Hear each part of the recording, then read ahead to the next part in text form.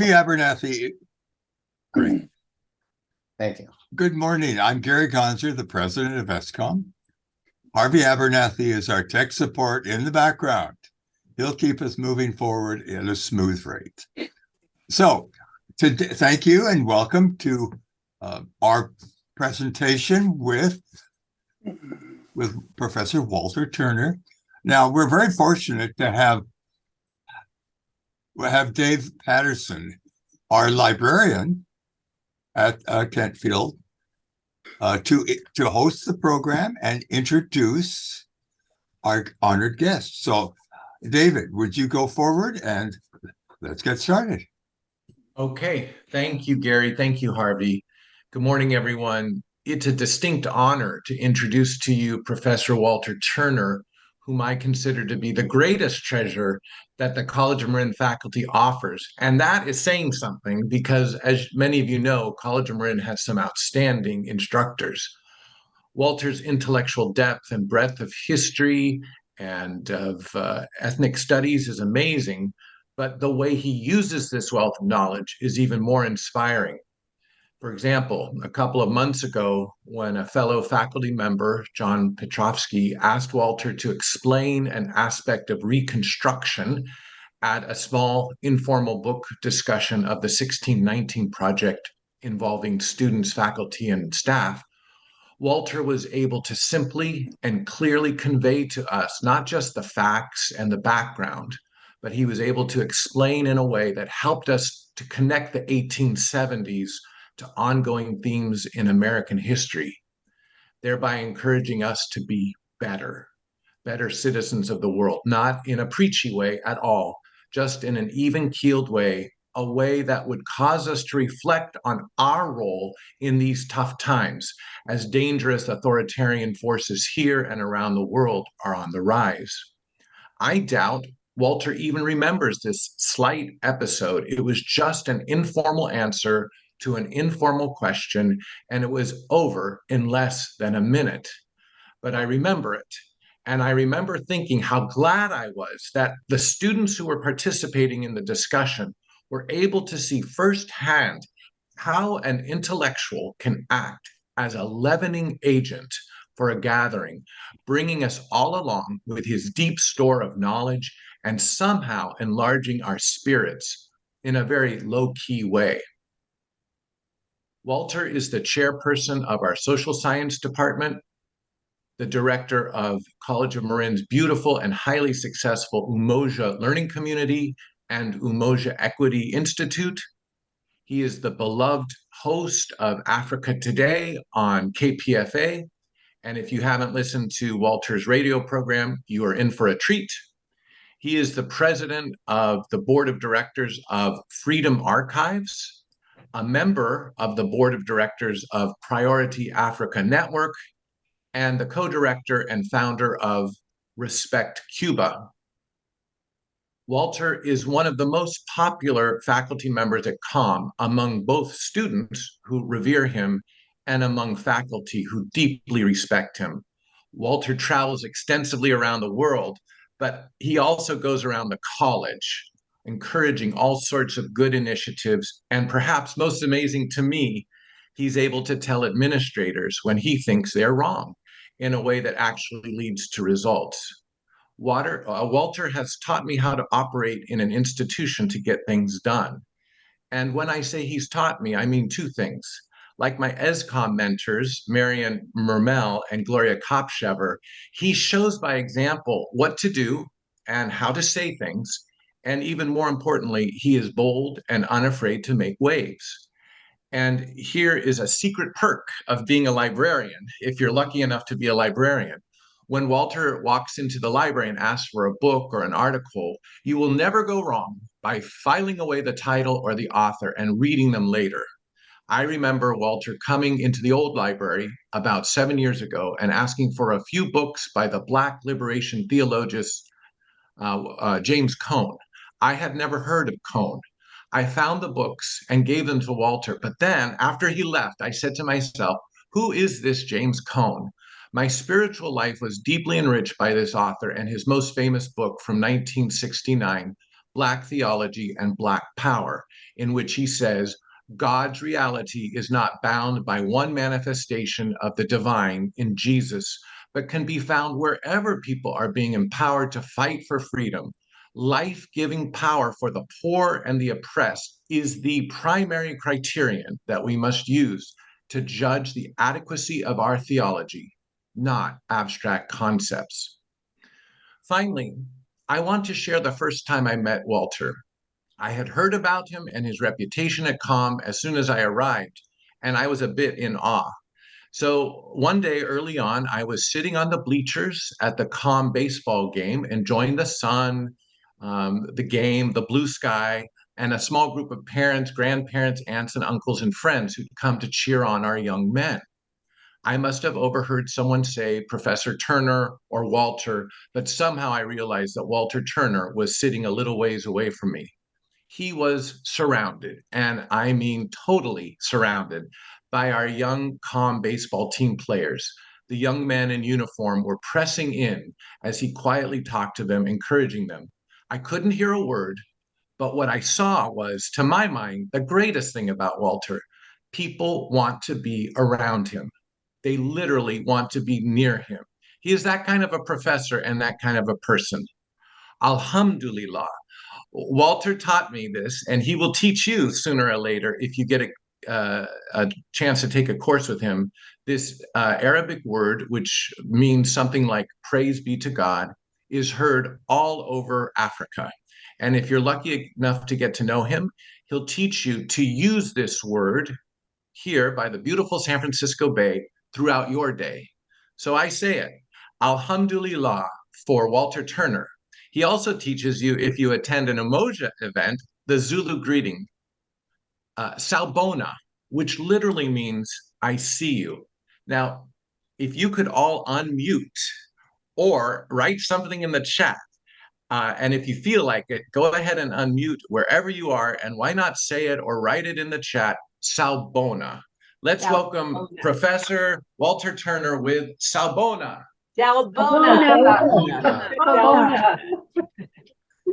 Thank you so much, Professor Patterson. At some point there, I began to think maybe you were talking about somebody else. So I appreciate it so very much, and it's quite special to be in conversation with colleagues. Sometimes I think because as an instructor, you're talking all the time, you don't think that anybody who works with you would want to hear you. So it's a real pleasure. Could we start with that first slide there? And no, back to the very beginning.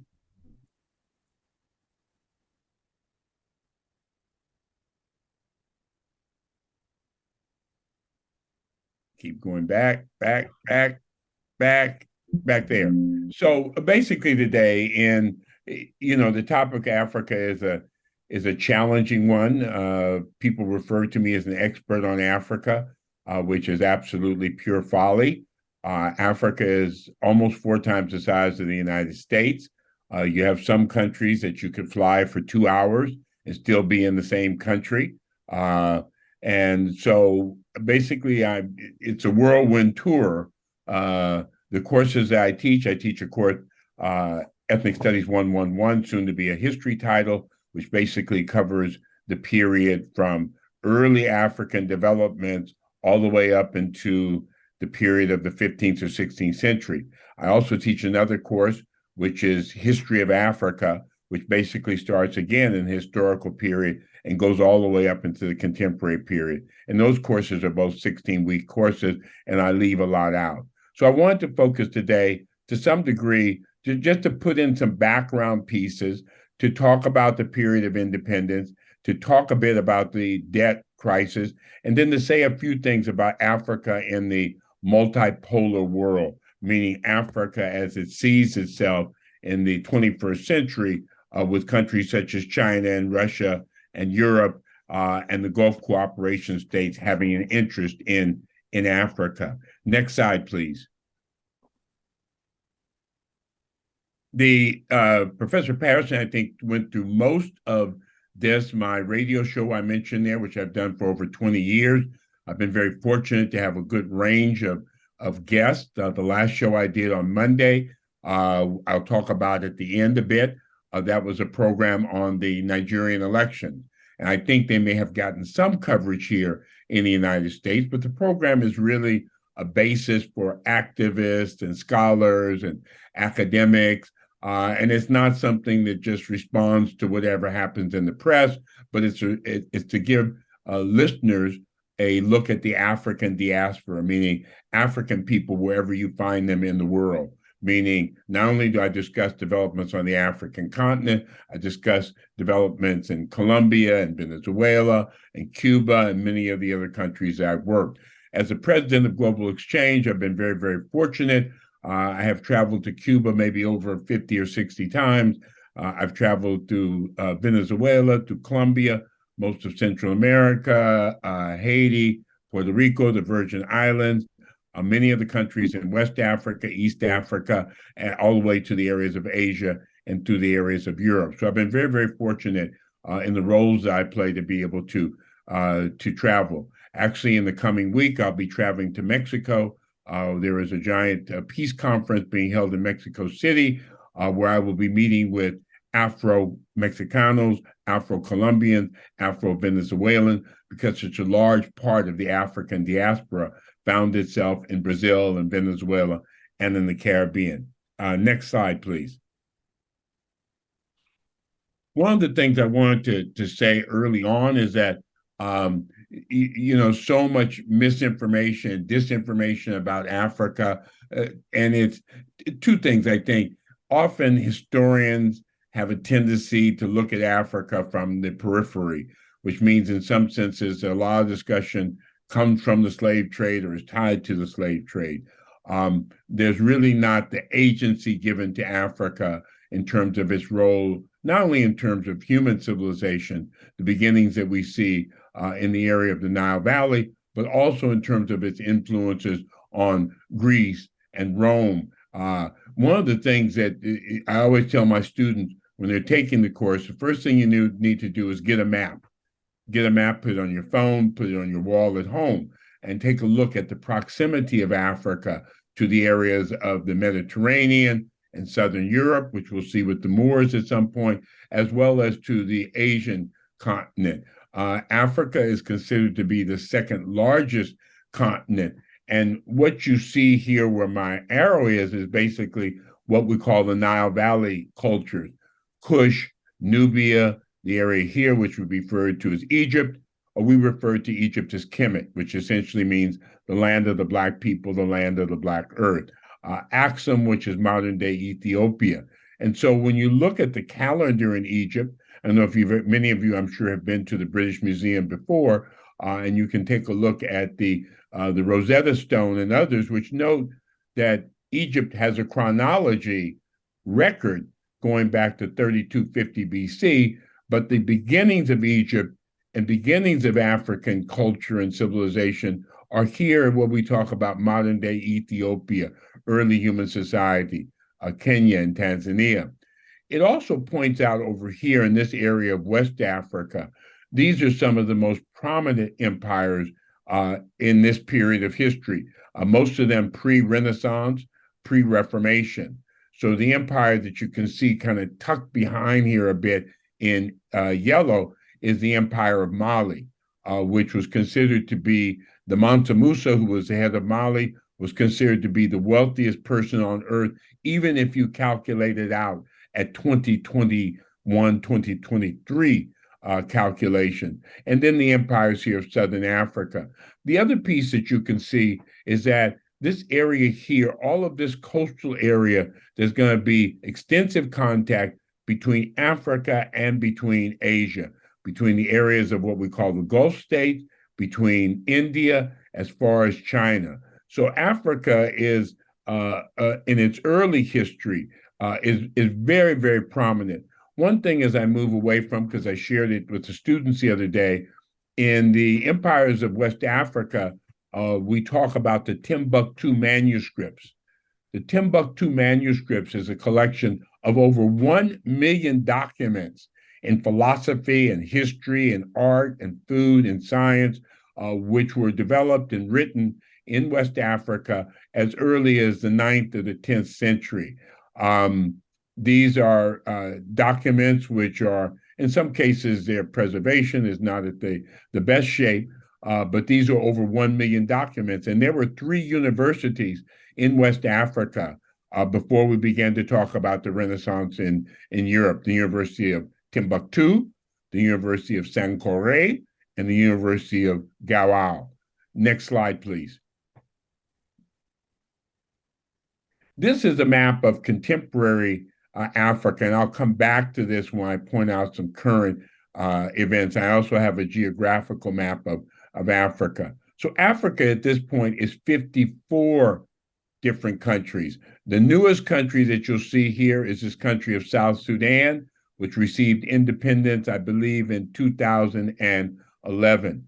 The territory here, which you see, which is the Congo, which is one of the largest pieces of territory on the African continent, the country of Ethiopia, which you see here, when Herodotus, the Greek father of history, traveled down the Nile, or should we say up the Nile, because the Nile flows from Lake Victoria this direction, not this direction. He referred to the people as Ethiops, meaning people who have burnt faces. I usually visit every year. I've traveled before to Mali extensively. I'm usually in Senegal. I was in Senegal just a few months ago to visit family, to visit friends. I went to school in the country of Ghana. I've worked in Ivory Coast. Ivory Coast is this way. I've worked in the country of Nigeria, particularly here in the oil region. Worked extensively in Southern Africa, Zambia, Zimbabwe, Mozambique, Kenya, up and down the Nile, North Africa before. This is what contemporary Africa looks like. And I'll talk a bit about the histories of it and the language of these particular countries. Mali actually is maybe 2.5 times the size of Texas. I know that from trying to make it from Bamako one year all the way to Timbuktu, and realizing a light bulb went off that's much further than it looks on the map. It looks like maybe a Eureka to Los Angeles journey, but it's more like a Eureka to maybe to Panama journey in terms of the length of the travel. So these countries are just massive in size. You can approximately fit the United States into the African continent about 3 3/4 times. Next slide, please. These are just some quick facts. Some of them are me putting on my political cap. I don't refer to Africa as sub-Saharan Africa. I don't look at that as a term that describes best the African continent. Explorers, I think, and historians used it to give the impression that crossing the Sahara Desert was almost impossible. So there was North Africa, and then there was sub-Saharan Africa. Sometimes people use the term Black Africa. I don't know that countries or continents are referred to by their color. I don't think there's a dark Europe, a light Europe, a white Europe. So I look at it all as being part of the African continent. People often come to me and say, well, the people in Egypt painted themselves a different way. They have reddish brown, etc. And my response is, no group of people is homogeneous in like and in kind. African Americans, Asians, Europeans, you put all those people together in those specific groups in a room, and they look different. They're lighter, they're darker, they're taller, they're shorter, etc. So I don't believe that there's a Black Africa, a white Africa, a cream-colored Africa. That's not my read on it. The current population of the African continent is about 1.2 billion people. The projected population by 2050 is probably about 2.5 billion people. The most populated country on the African continent is Nigeria. Nigeria, I think, has about 225 million people. It is the most populated Black country, I guess, second only to the country of Brazil, whose African population would note probably about 110 or 115 million. It is true, and it's important to keep in mind that most of the Africans that left the African continent, a very small percentage, come to North America. Most find themselves to South America, the Caribbean, and also what we would call Central America. So Brazil and Venezuela and Guyana and Ecuador and Mexico and Cuba and Haiti. The major trading partners, and this is part of this political discussion with Africa now, there's a debate on whether China is number one, Europe is number one. I think China at this point is number one. And I'll talk more about China as we go forward. United States would be number three, and the United Arab Emirates would be number four. The inclusion of the United Arab Emirates, the UAE, says a different tone about the global multipolar interest in Africa. Turkey has an extensive interest in Africa now. The states of Saudi Arabia, the United Arab Emirates, Kuwait, the Soviet Union, aka Russia. There's a tremendous degree of interest in Africa. Africa is not poor. This is about resources. This is about strategic bases, militarization. The outstanding debt of the African countries is about $700 billion, which is about 24% of the GDP of all of the countries, which is not a healthy figure. The most recent country we talked about is the Republic of South Sudan, 2011. South Sudan was formerly part of British Egypt configuration in that area of Northeast Africa. South Sudan, however, was developed very, very differently from what we would call Sudan proper, meaning a greater influence of Christian religion, different language-speaking groups. And after years of war and conflict, there was a referendum that was hammered out in Kenya in maybe 2004, 2005, and the elections were in 2010, I believe, and then South Sudan became independent in 2011. Next slide, please. This is a geographical map of Africa, and I put this in there so that you could get a very important image. If you look, and this is one of the issues that comes up as you look at the future of Africa, if you look on my right side, I guess it would be your left side, you can see what we're referring to as the Great Rift Valley. And so Africa is essentially one tectonic plate, kind of, sort of, meaning when you talk about California or the United States, or we have earthquakes, you talk about these plates that move and slide, compression, fault movement, heat, whatever it may be. Africa essentially has one of those plates. You'll see some volcanic activity here in this region, which is Cameroon. You'll see some here in what we refer to as the Eastern Congo. These two areas that I'm pointing to, the top here and the bottom here, are basically what you refer to as a California-like climate, meaning growing grapes, growing citrus fruit, beaches, mountains that kind of give us those periods where it's a little bit chilly, but generally it also can be quite warm. This region that you're looking at here, where I'm running my arrow across, is what you refer to as a tropical region. The next region, Walter, yes. Sorry to interrupt.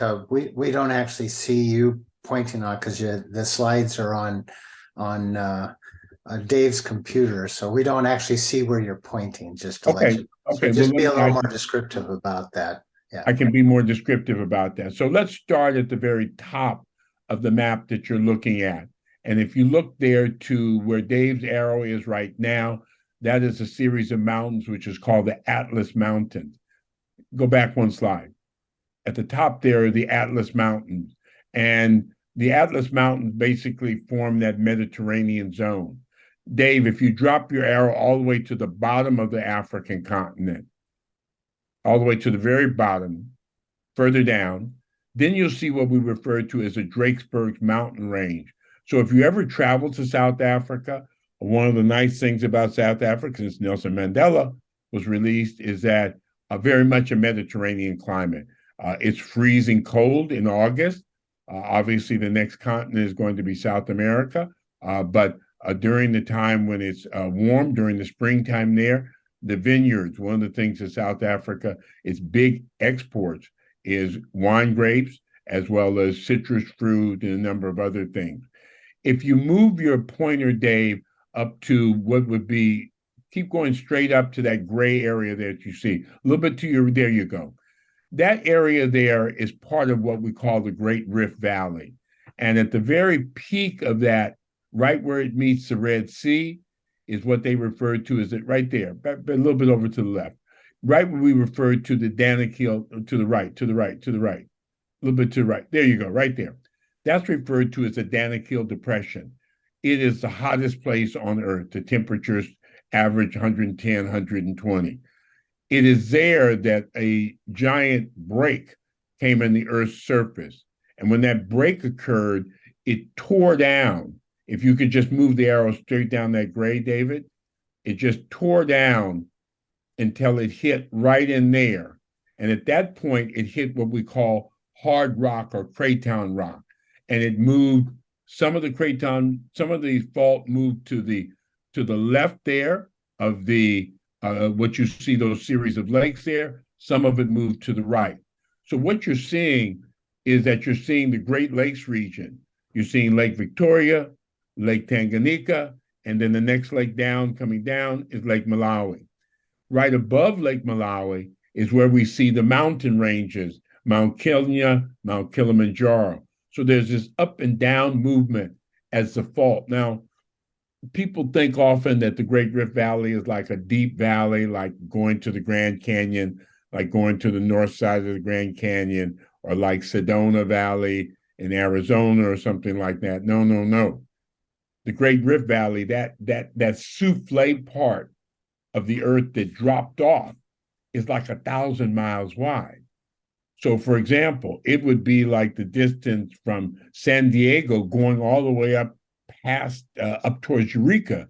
That's how wide that piece is where it dropped down because of the Great Rift Valley. So it's a massive piece, and it's a massive place where people have found the early remains of human beings, human society, and fossils. Next slide, please. This is the period coming out of colonialism, and this is a period that we refer to as the Berlin Conference, 1884, 1885. It is called by Bismarck of Germany, and it's called because the European powers are battling among themselves as to who will control particular territories in Africa. So let me back up a moment here. Somewhere in 1807, there's an anti-slavery movement in Europe, and slavery is outlawed. It's not enforced rigidly. 1808 is the year in which slavery is outlawed in the United States. It's not enforced with alacrity, with zeal. But one of the things that happened is that the European countries began to shift their interests, because now Europe is looking, as it moves into the age of industrialization, they're looking for raw materials.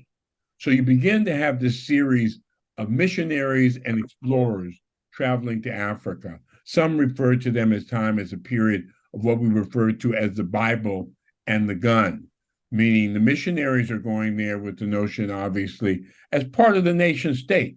The missionaries, the explorers, the traders, they're all working on the same page at this point. But the explorers like Stanley and Livingstone are trying to see, where do the rivers cross the continent completely? Where's gold? Where can they make land arrangements? So the tensions get so great, then 1884, 1885, Bismarck of Germany, uniting Germany in that period of history, calls a conference, and it's known as the Berlin Conference. And in this period, you're going to see what we call charter companies, meaning companies who have an interest in resources in Africa and claiming land in Africa are going to move onto the African continent. Let me see the next slide, please. So at the Berlin Conference, there's 14 European countries. There's no Africans represented at the Berlin Conference. France, Great Britain, France is there twice, and Portugal are the major voices. At this point, and it's deceptive at times, the only area that Europeans really control was like the coastal areas of Africa. They didn't control the interior areas of Africa for a couple of reasons. One, because malaria is still quite the scourge and it's very difficult to survive.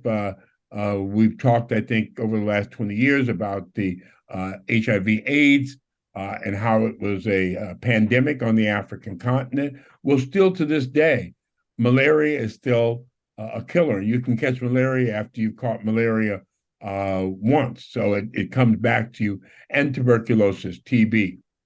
So European countries, after this conference, scrambled to kind of stake their claims in Africa, which means that the European incursions into the interior of Africa increased. So in some senses, the European countries divided Africa among themselves. There is the establishment and the consolidation of European rule. And by 1919, England and France controlled 70% of the African continent. Next slide, please. So these are the colors. And if you travel to these particular regions of Africa, you'll see that the language spoken corresponds to the color. So France did pretty well. France got a big chunk of Africa. Those are Francophone countries, as you would call them. Spain got very small pieces of Africa. You can see Spain at the very top there, which is the piece of Ceuta. You can see Spain, which is right there, the giant blue piece, which is part of Mauritania. And then you can see Spain in this little piece right down underneath Germany. Right, move a little bit there. Yeah, that's Spain again, that blue piece, and that's Equatorial Guinea. We had a professor here many years ago, Eduardo Bodipo Malumba. He was from Equatorial Guinea. And Professor Malumba spoke 26 different languages. Languages in Africa, there are basically 5 major language groups, and they tie together. So there's a number of dialects which come from each language group. England is the orange that you can see there. And England had hoped that they could go all the way from Cape Coast, the very bottom of Africa, all the way up to Egypt. They got cut off by Germany, but then after Germany loses World War I, then that area begins to fall under British influence. All the purple that you see there will disappear after Germany is not the victor in World War I. The yellow piece is the piece of King Leopold and the Belgian Congo. The green is the Portuguese, which they did not, the darker green, which they did not relinquish until 1975. So some of the African countries are very, very young. Next slide, please. So in 1960, there's a surge of African countries receiving independence, meaning that 17 countries receive independence in 1960. Many of them, as you can see there, are French-speaking African countries. I think you see Nigeria, which is British, the Congo, which is under Belgium, Somalia, which was under the British and Italians. All the rest of the countries that you see there basically were French-speaking countries. So in this post-World War II period, and the horrors that came from Germany and the establishment of the United Nations, the ideas about Pan-Africanism, how can we make a united Africa? The African voices are stronger. There's very much a turning point, and if you ever have an opportunity, there's a film which is entitled Lumumba. Professor Patterson can locate it for you because he's used it and gotten it for me on Canopy before. And it's a story of the election in 1960 and 1961 in the Belgian Congo. And Patrice Lumumba, who still to this day is probably the most revered African leader for his struggle against the Belgians and his eventual assassination in January of 1961. Kennedy is coming into office at that time. Eisenhower had known that he wanted to get Lumumba eliminated. The Belgians did not want to leave the Congo because of its mineral resources. So it's quite a debacle. but that's a turning point. The next video, next slide, please.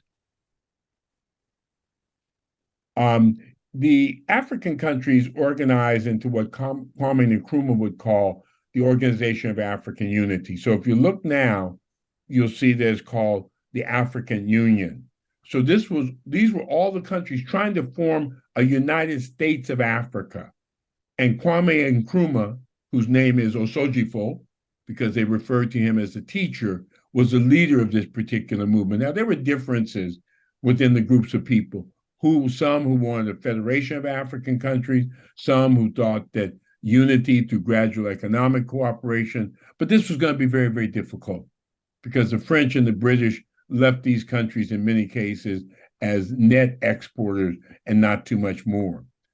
But the OAU in 1963, what it does is it makes a statement about Africa defending its territorial sovereignty, but also about eradicating white minority rule on the African continent, which meant in South Africa, then what we referred to as Rhodesia, which was named by under Cecil Rhodes, the diamond leader, and the country of Namibia.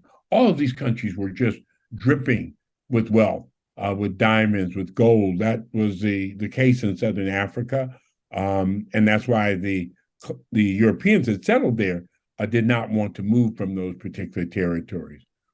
The next slide, please. I won't play this particular video because I'm kind of keeping an eye here on the clock here. I wanted to make sure I left some time for questions and comment. This is Kwame Nkrumah, and these are the countries who were independent before 1960. So of 54 countries, there's only 8, I think, here. Morocco moves through a number of different stages. Liberia, of course, was one of those countries where African Americans went back to after being enslaved and freed in the United States. South Africa, I put an asterisk next to it because it's the white population that proclaims independence for South Africa. The Black population is excluded. Other than that, you're going to see Egypt, Ethiopia, Libya, Sudan, Morocco, all in North Africa. So the first 2 West African countries, Ghana in 1957. I went to school in Ghana. That was actually where I fell kind of in love with Africa. I was at UC Berkeley, and they had a study abroad program, and I applied, and I was accepted. And I got there and finished my courses, and I was so starstruck with Africa, I just stayed. And I stayed until the only thing I had left was a ticket. I mean, I had essentially no money. All I had was a ticket. So I flew all the way back to California, back to San Francisco with a good friend of mine who worked for many years now with the State Department. And I think the only thing we had was the food that was on the plane, which back then at least they gave you a meal. And I think we had some M&Ms. But those are the only 8 countries that were independent at that time. And you can do a Google on Kwame Nkrumah. Next slide, please.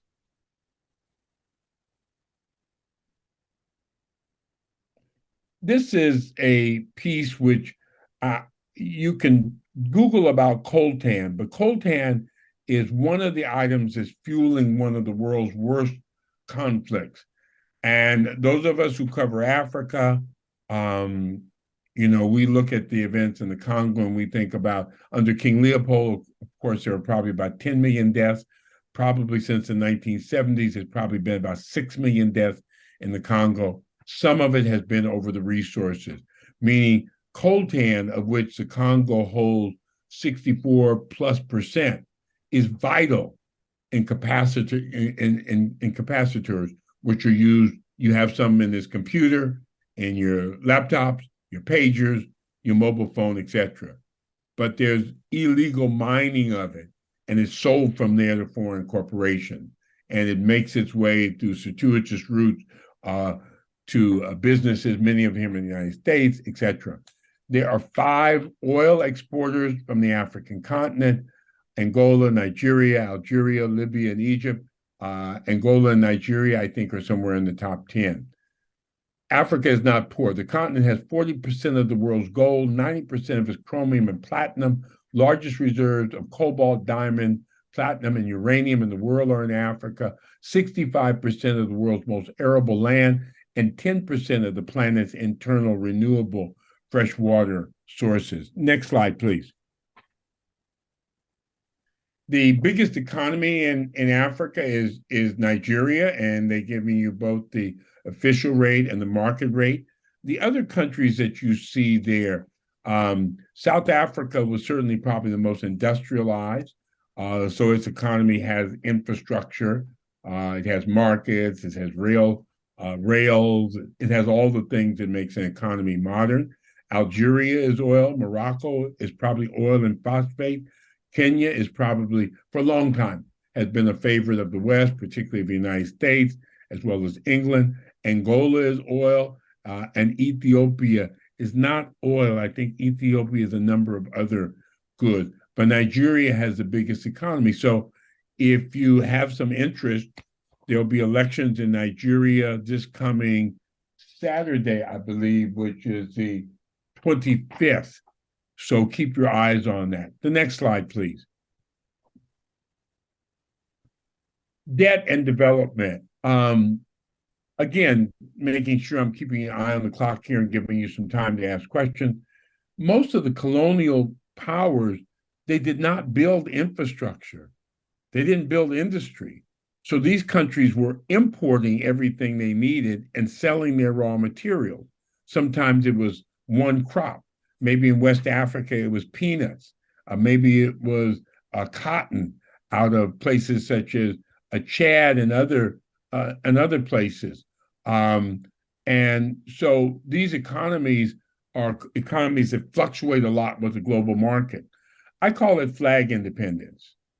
But as a result of the European control and of the crisis of development, many of these countries, and I've listed the countries there in Southern Africa, where there was a war. There was actually a physical war to be able to rid themselves of colonial control.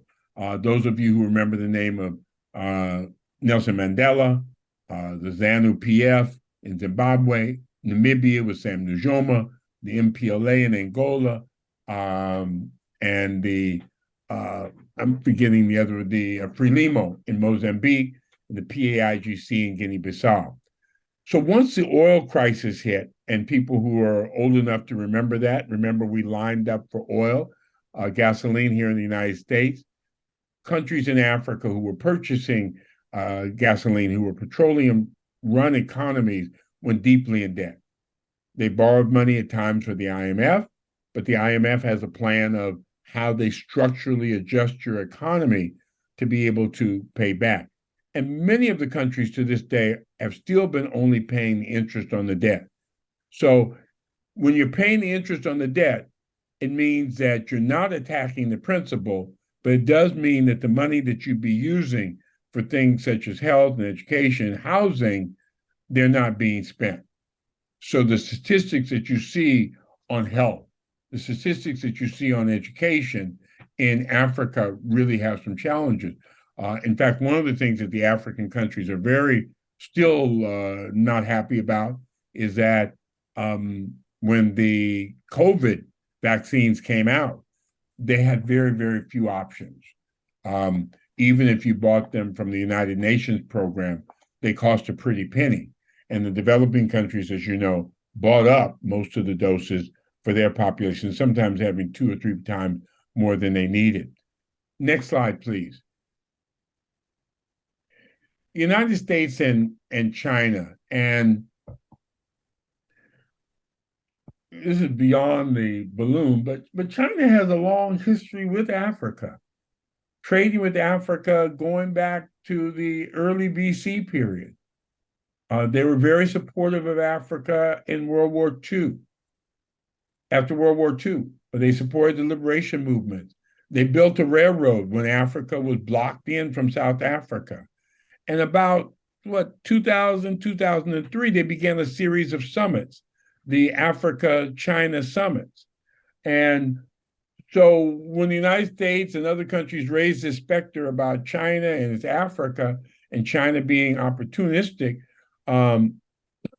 China has had a long relationship with Africa. The United States relationship with Africa go back to Liberia, and then to the countries of North Africa. I mentioned the Congo. President Joe Biden had just the second. Japan has had more summits with Africa. India has had more summits with Africa. China has had more summits with Africa. Brazil has had more summits with Africa. Biden has announced that he will travel to Africa. Trump did not travel to Africa at all. Obama traveled, I think, on 2 or 3 occasions. But the United States has really been working through what we call the Africa Growth and Development Act to try to provide preferential trade agreement. The United States and France have also been very much involved in the militarization. China sells arms to Africa. The United States sells arms to Africa, etc. The biggest debt that the African countries owe is held by the government of China. And in the Biden summit, which happened in December, President Biden invited, I think, 49 of the 55 African leaders to a summit. And the United States really pulled out all stops. I think there was a grant that came out of that of approximately $55 billion. Some of it was tied to have to be approved by Congress or not. But I think there's a realization more and more that African countries play a big role in the United Nations in terms of their vote. We saw that around the sanctions that got abstained on by many African countries. We saw that around issues of Libya. We saw that around issues of Israel and Palestine. Next slide, please. Key issues for Africa: development, infrastructure, roads and rails, and light to medium-sized industry. How do you grow your share of trade? How do you get past trade barriers and subsidies to be able to grow your role in global trade? How do you control the wanton exploitation of extractive resources? They're then sent out of the country, mismarked, mispriced, etc. The problem of youth. I wouldn't say it's a problem, but having the youngest continent means that you have young people who have aspirations for jobs and hope. How do you increase self-sufficiency in food? The African countries are going to have to drill hard on being able to feed yourself, because if you're not, example, Nigeria in the 1950s or so was food self-sufficient. Once Nigeria discovered oil, they became food dependent, meaning they're importing all their food, where formerly they were growing all their food because the economy turned towards oil, extractive industry. Strengthening and building democratic institutions, meaning issues of governance, issues of gender, issues to make sure that the electoral process is as free and fair as possible, institutions of health. There's been scores of doctors, well-trained doctors from Zimbabwe and South Africa who over the last 2 or 3 years have gone to Europe. Better pay, better structure. The next slide, please. And so these are just some things which are current, which I would ask you to keep your eyes on as you go forward. The U.S.-Africa Leaders Summit, you can read on that. The Nigerian elections are coming up, as I said, this Saturday. And Nigeria is a key country in the world, not just in Africa. The Libya elections, this has been a debacle since the invasion of Libya in 2010, 2011. Many of the African countries have been pushing France to withdraw. There are elections coming up in South Sudan. This ongoing conflict in the Congo it deserves as much attention as what's happening in Ukraine or what's happening in Yemen. Africa constantly finds itself on the back burner. Brazil has a new election as of a couple of months ago. Lula has come to office, and Brazil has always had strong relations with Africa and will increase. And then China's Belt Road Initiative, which is essentially an effort almost to kind of rebuild the Silk Road and to bring trade routes not only to what we call the Middle East and the Near East, but also into the Indian Ocean, and engage many African and countries in Asia in that particular process. So this specter of whether China, the African countries look at it like this way. When you want to develop and you need enough resources to develop, need enough money to develop, you don't have a lot of choices. China is an option. And China generally trades resources for infrastructure projects, meaning China will build the center, they'll build an airport, those type of things. China has slowed down on lending to African countries over the last several years, but the African countries feel, otherwise than that, we don't have any options. So don't talk to us about China. The issue of Russia, once fertilizer and grain began to slow down because of the war there, the African countries sought other options. So they're boxed in at times. And I think the final slide is coming up, maybe? Next slide, please. Yeah, these are some sources that I look at. And I didn't fill out the very bottom one, which is African literature. If there's one area that's exploding, it is African literature over the last decade. My class reads at times Chimamanda Adichie, Half a Yellow Sun, or what is it? Purple. It's purple. I forget the second part of the title. Chinua Achebe, of course, many people know. The Ama Ata Adu from Ghana, who has a book, African Love Stories. Aoyi Arma, who is a good friend of mine, who's from the country of Senegal. No Violet Bulueo, who We Need More Stories, who has another book out now. More and more writers. Ben Okri, The Famished Road. When I was in grad school, that's all I read was African literature, novels and plays. Ngugi wa Thiong'o from the country of Kenya, great writers from Somalia. So Africa News, there's my radio show there, The Guardian on Africa. BBC Focus is a news magazine, an audio magazine. African Union, which gets you to the government, quote unquote, of Africa, and Al Jazeera Africa, which has great news coverage. Wow, we went through a lot there quickly, huh? So everybody should be an expert on Africa now.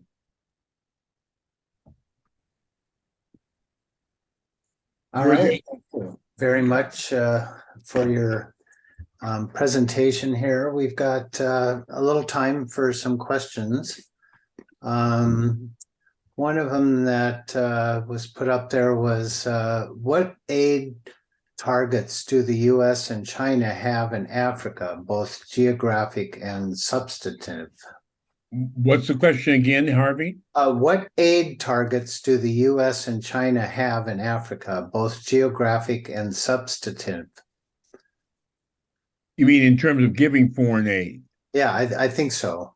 Yeah, China's pretty mobile. China has been very active. I think their biggest partners are probably Ethiopia, Kenya, Zambia.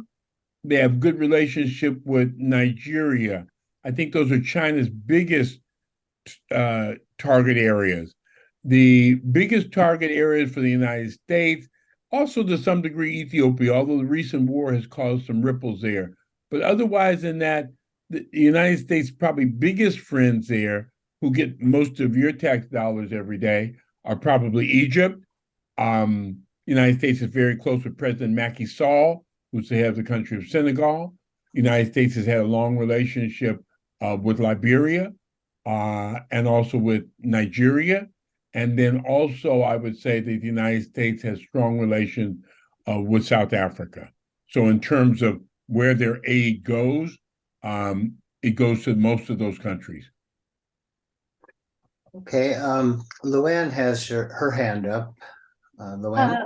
A very contemporary question. This history was great, and I learned much more than I've ever known, but it prompted me to think so often when I think of people here and maybe even Europe that travel to Africa, they go for the safaris. You know, that's what they book. I want to see the animals, I want to see the safaris, but less so do I hear people talk about, I want to see the countries and the cities and meet the people and get to know Africa.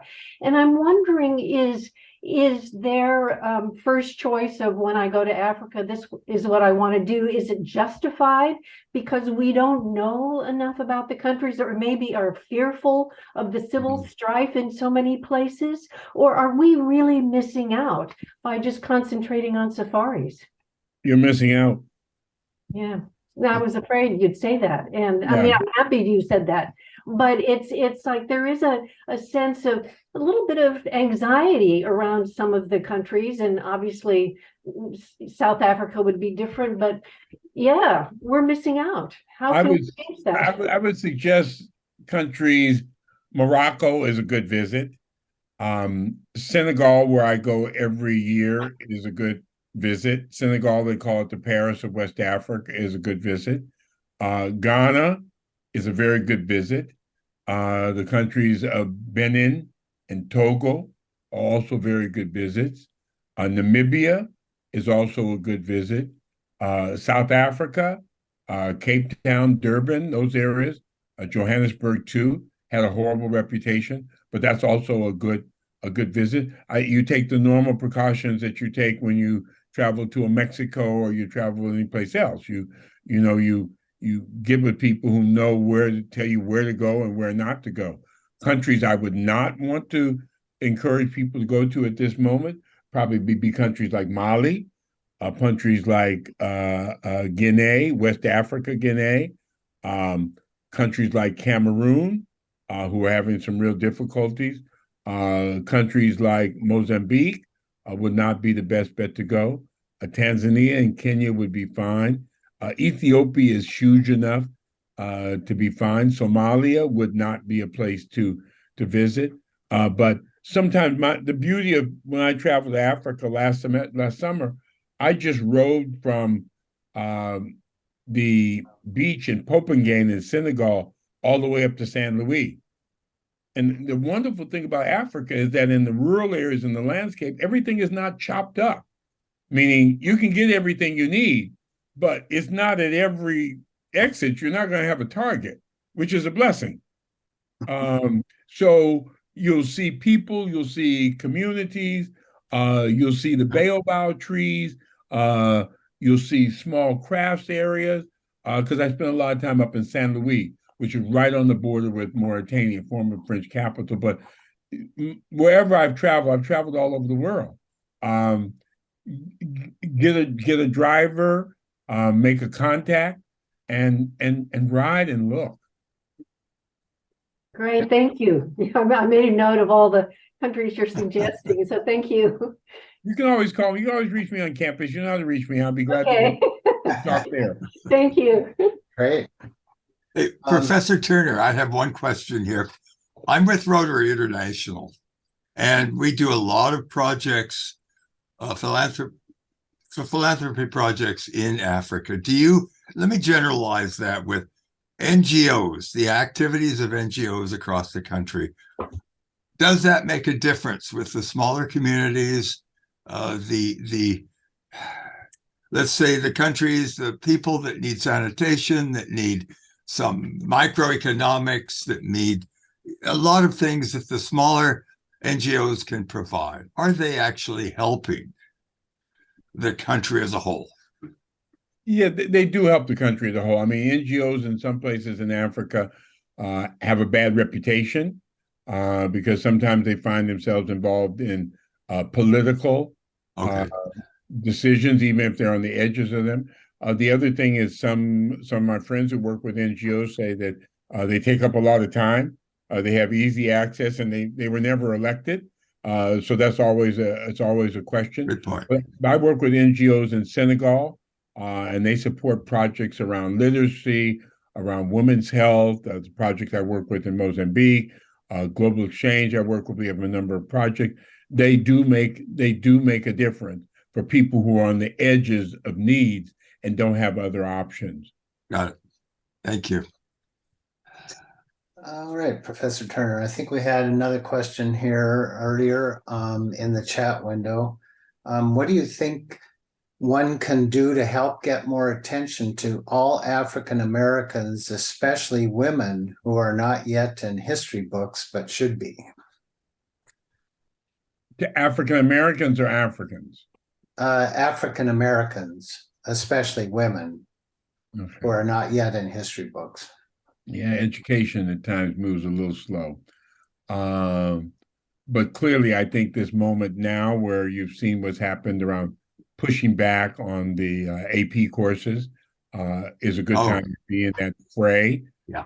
I know Professor Patterson can collect or will collect some sources on those particular issues. Actually, the movement for Black Lives and the last 5 or 6 years, I say this in all honesty and transparency, in 2025, there were maybe about 25 or 30 million people in the streets. And they were not all members of Black Lives Matter. They were people who were dealing with issues of transgender communities, poor communities, healthcare, education. Despite the bad sides we hear, young people are bouncing to a different cadence. And they're doing cultural work, they're doing political work, they're doing social work. I would refer you to people like, in this area, people like Play Moran, people like the Umoja Equity Institute, some of the campuses in Marin County, and a lot of thanks to some of my friends I see here on the Zoom, are building programs around African American history, around diverse history. It's a very, very exciting time. In some senses, we're blessed that younger people are not doing some of the same things that we did. Okay. Amen. That's right. That's right. It's too bad that they're the ones that are going to save us, but Yeah. Marty had just asked a question about, please elaborate on what to look for in the upcoming Nigerian elections. And I just wanted to preface it in the chat window. I put up some links in there that people can go to also, some that you were showing as you were talking. Right, I did, and take a look at some point. People can take a look at the UK Guardian because they put up a lot of articles, and there's another source which I didn't put up, which is called Africa News, allafrica.com, and there's another one which is called Africa News. Good information. I mean, the issue in Nigeria is Nigeria has had 19 years without a military coup. And that's a good sign for Nigeria.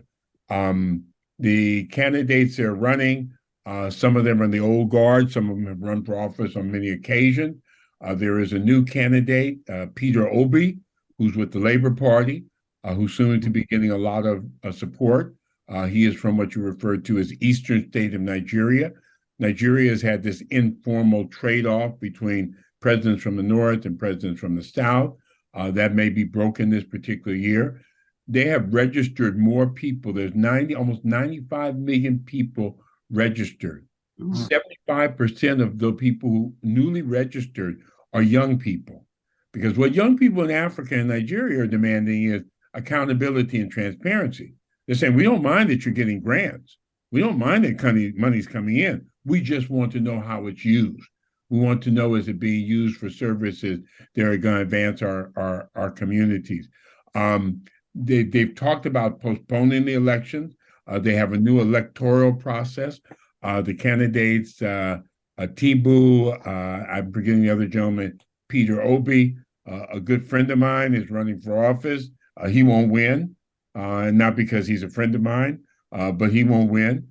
Omoyele Sowore, who's very, very active in Nigerian politics. But it is a turning point. It's a turning point for Africa, and it's a turning point for the United States.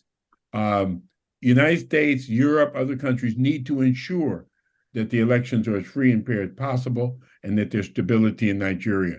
Nigeria will have what 200 million people, 400 million people by 2040 or so. It's an oil giant. It's a resource giant. And it's been very active in African affairs.